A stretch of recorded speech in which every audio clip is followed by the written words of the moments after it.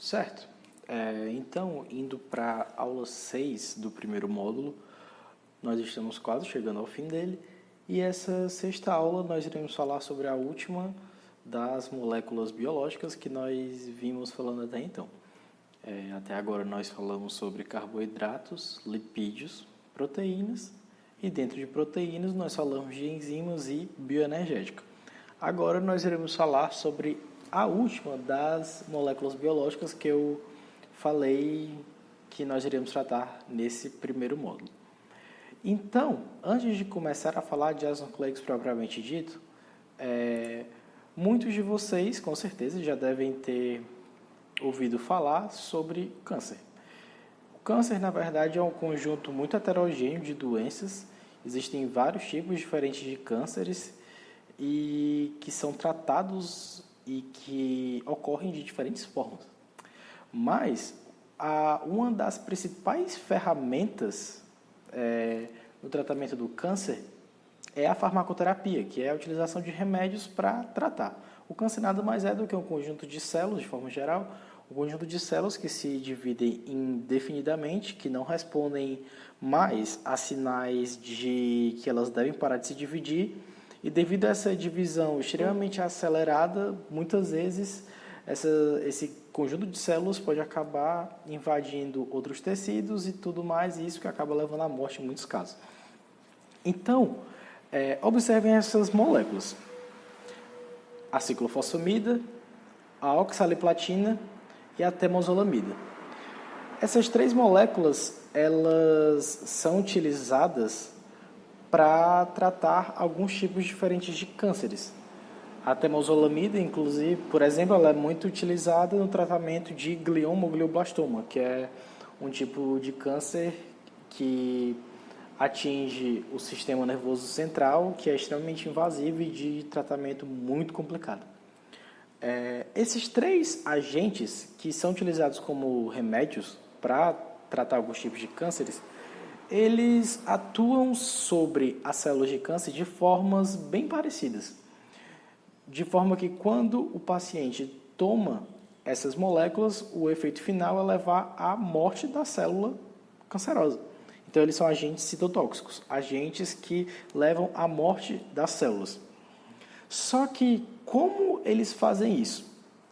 Eles fazem isso principalmente ocasionando danos ao DNA da célula cancerosa.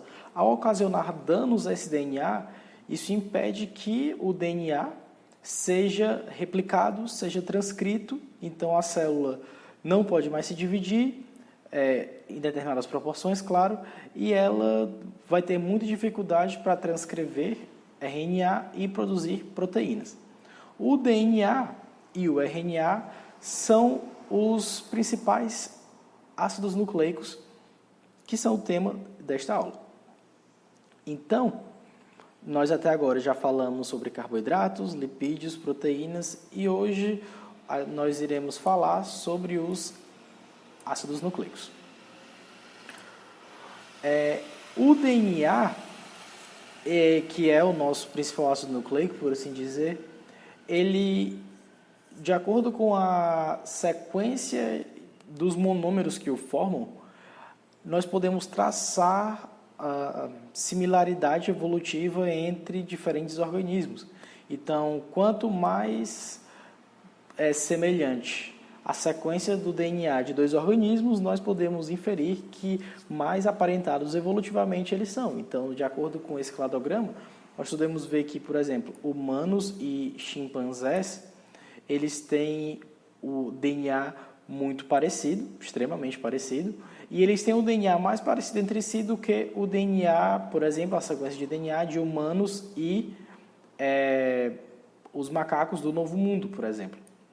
Então, organismos mais evolutivamente aparentados que surgiram, têm um ancestral comum mais recente, eles sempre terão sequências de DNA muito parecidas entre si.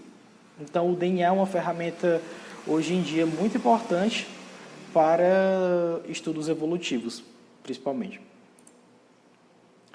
Tá, então, lembrando sobre a aula de proteínas, nós vimos o quê? Que para que uma proteína tenha função, ou seja, a função de uma proteína, ela está intrinsecamente relacionada à estrutura tridimensional dela. E o que é que determina essa estrutura tridimensional? A estrutura primária, que nada mais é do que a sequência de aminoácidos que formam proteína.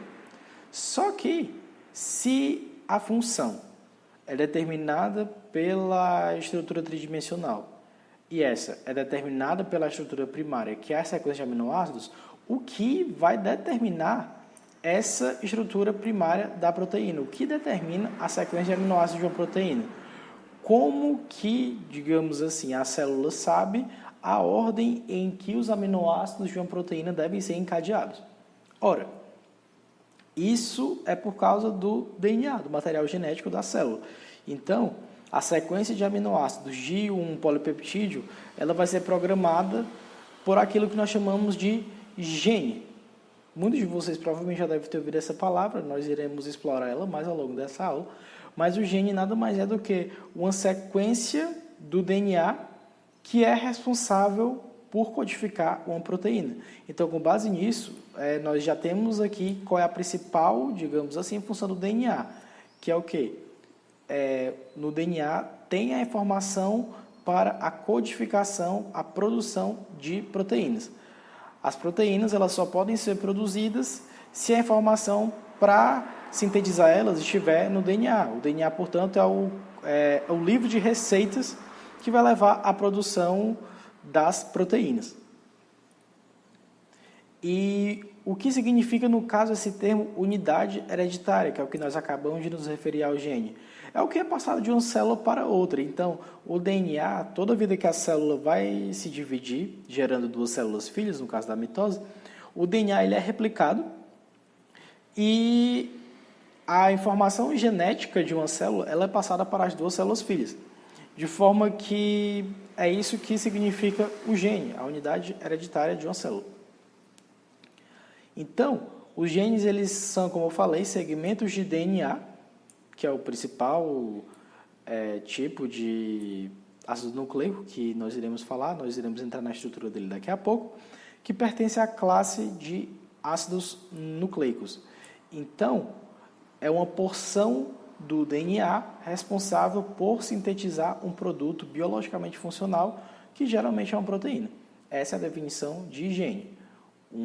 Uma sequência de DNA responsável pela codificação de um produto biologicamente funcional. E o que são, então, esses ácidos nucleicos, essa quarta classe de moléculas biológicas que é tema dessa nossa sexta aula? Os ácidos nucleicos, eles são polímeros, assim como as proteínas e os polissacarídeos, e o monômero que forma esses polímeros nós iremos chamar de nucleotídeos. Então, assim como nós tínhamos que polissacarídeos eram polímeros compostos por monômeros que eram monossacarídeos e proteínas eram polímeros compostos por monômeros que eram aminoácidos, os ácidos nucleicos eles são polímeros compostos por monômeros que são os nucleotídeos. Então, vamos analisar a estrutura de um nucleotídeo.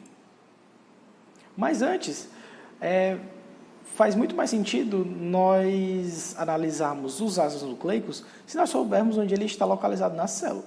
Então, o DNA ele vai estar localizado sempre no núcleo de uma célula eucariótica, no caso. Então, isso aqui é uma célula real e ela sofreu uma técnica de coloração em que nós podemos ver o núcleo dela bem marcado, o que dá essa maior coloração ao núcleo, principalmente o nucleolo. Então, nessa região aqui da célula, que é o núcleo, é onde fica armazenado o DNA, o material genético da célula, o livro de receitas para a produção de proteínas da célula. Então, nós podemos ver aqui o núcleo, que é essa região mais intensamente corada nesse tratamento. Aqui outro exemplo, utilizando outras técnicas, claro, em que o núcleo dessa célula eucariótica está marcado, e nós podemos ver ele aqui. E aqui uma representação esquemática do núcleo de uma célula. O núcleo da célula ele vai ter principalmente o material genético. Nós iremos entrar em como esse material genético está organizado no núcleo lá na frente, quando nós estivermos falando do núcleo de uma célula. Por ora, basta vocês saberem que o DNA está localizado no núcleo da célula, enquanto o RNA, que é o outro tipo de ácido nucleico que nós temos, ele pode estar localizado tanto no núcleo quanto no citoplasma da célula.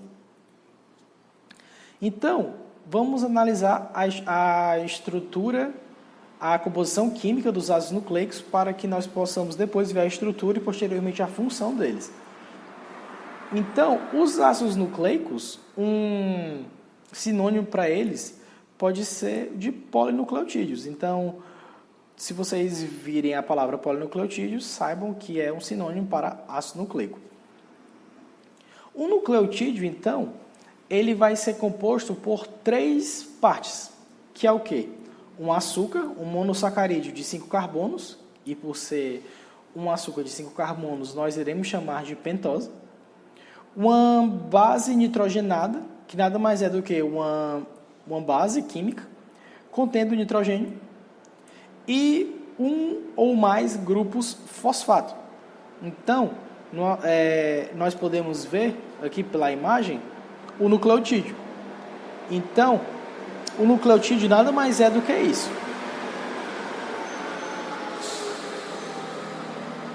Carro passando. O nucleotídeo nada mais é do que isso.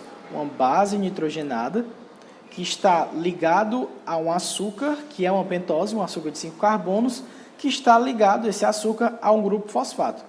E vamos já prestar atenção às posições dos carbonos nesse açúcar, que vai ser de extrema importância para entender a estrutura e função dos ácidos nucleicos. A base nitrogenada, ela sempre vai estar ligada ao carbono 1 do açúcar, enquanto o grupo fosfato, que nós podemos ver aqui, ele vai sempre estar ligado ao carbono 5 desse açúcar. E toda vida que um novo nucleotídeo fosse ligar a outro nucleotídeo, esse novo nucleotídeo vai se ligar aonde? Nessa porção aqui, o carbono 3 do açúcar. Então, os nucleotídeos eles podem ter diversas funções, por assim dizer. As principais são quais? Armazém. Esse armazém ele pode ser tanto de energia quanto de informações. Quando nós estamos falando sobre o DNA ele é um armazém de informações. Um armazém de informações para o quê? Para a produção de proteínas. Lembrem que, no final das contas, o que realiza as funções de um organismo são as proteínas. O DNA ele só é uma forma de guardar as informações, as receitas para a produção dessas proteínas. Mas todo o fenótipo de um organismo é determinado pelas proteínas e não pelo DNA. O DNA determina o genótipo, enquanto as proteínas determinam o fenótipo. E esse armazém energético, o que isso quer dizer? Principalmente em relação ao ATP. A principal molécula que as células utilizam para reações energéticas é o que nós chamamos de ATP. Esse ATP é um nucleotídeo que a célula utiliza nas reações que necessitam de energia. Então, no final das contas, nós comemos para produzir ATP. Nós utilizamos carboidratos e lipídios para produzir ATP, que é a principal forma de energia utilizada pela célula. E o ATP nada mais é do que um nucleotídeo, só que no lugar de ter um fosfato, ele tem 3 fosfatos. Os nucleotídeos deles também podem ter como função atuar no metabolismo energético na forma de transportadores de elétrons, como é o caso do NAD, do FAD e do NADP. Nós vimos isso, tanto esses termos, NAD, FAD e ATP, na aula de bioenergética. E também os nucleotídeos podem atuar como moléculas sinalizatórias ou reguladoras. Existem nucleotídeos que realizam funções levando e trazendo sinais numa célula. E isso é de extrema importância para desencadear diversas reações dentro de uma célula. Um exemplo que nós podemos citar é uma molécula chamada de AMP cíclico. Essa molécula ela é o principal mensageiro secundário, que nós chamamos, dentro de algumas células. E ela vai servir para conduzir uma série de reações químicas que vão levar a uma resposta final que vai ser sentida a nível de organismo. Então, analisando de novo a estrutura dos nucleotídeos, vamos ver, então, mais de perto, dar um zoom na base nitrogenada e no açúcar. Lembrando que sempre que a gente tiver uma base nitrogenada ligada a um açúcar sem o grupo fosfato, nós temos o que se chama de nucleosídeo. Então, analisando aqui, as bases nitrogenadas elas podem ser de dois tipos. Elas podem ser classificadas como pirimidinas ou bases pirimídicas, que são representadas pelos seguintes compostos: citosina, timina e uracila. A diferença é que timina só está presente no DNA, enquanto a uracila só está presente no RNA. E as pirimidinas elas só vão ter um anel, como vocês podem ver aqui. E também existem as bases purinas ou bases púricas, que elas são compostas por dois anéis, e os principais representantes são quem? A adenina e a guanina. Quando nós observamos o açúcar mais de perto, o que é que nós vamos ver? Existem dois açúcares que formam os ácidos nucleicos. A desoxirribose, que é o açúcar que forma o DNA, e a ribose, que é o açúcar que forma o RNA. Qual é a diferença entre os dois? Ora, observe pelo nome. A desoxirribose, é uma ribose sem um oxigênio. Sem um oxigênio no carbono 2. Nós podemos ver aqui que a ribose no carbono 2 ela tem um grupo hidroxila, enquanto a desoxirribose no carbono 2 ela só tem um hidrogênio. Ela não tem esse oxigênio que tem na ribose, por isso desox.